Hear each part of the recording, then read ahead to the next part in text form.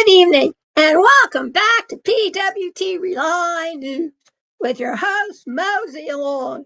And tonight on Just Did Dessert, we're talking about the water crisis in America. You know, water is a precious commodity. We woodland creatures understand the sanctity of water better than most. Water is right up there with plant food, because more animals nibble on plants than chew on meat. So when you hear reports about Lake Mead, once an endless reservoir, practically emptied or swallowed up by dry winds, you know America has a major problem. A big one. We all know that the Great Lakes keep the Northeast fertile. And in past times, the Colorado River did the same for the Southwest. But now, not so much.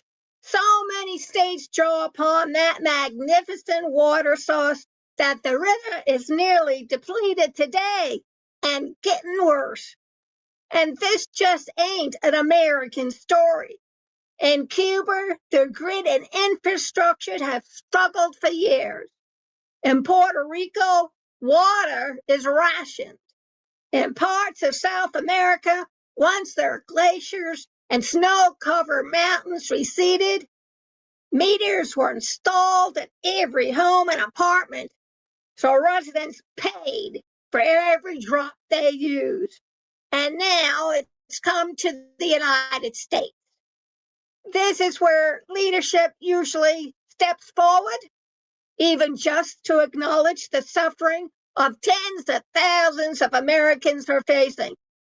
But in my opinion, when it comes to this crisis, the press has remained silent. Some supporters may see silence as strength. Some may think local government should handle it.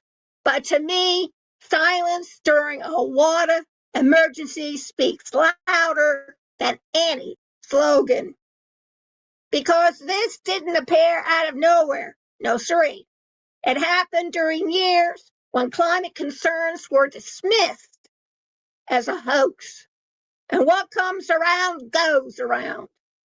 Water doesn't concern itself with politics. Water doesn't concern itself with slogans either. And water certainly doesn't care about the midterms. Water concerns and cares about survival.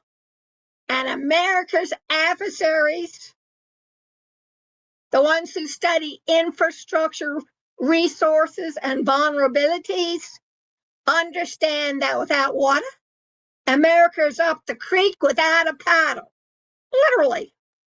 So instead of worrying about the midterms, Mr. Press, maybe you ought to worry about the water crisis, because when families can't fill a glass, politics disappear.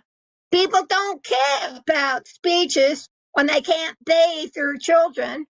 Or if you prefer to follow Marie Antoinette's famous phrase, instead of let them eat cake, you can always say, remove the salt and we'll drink the ocean.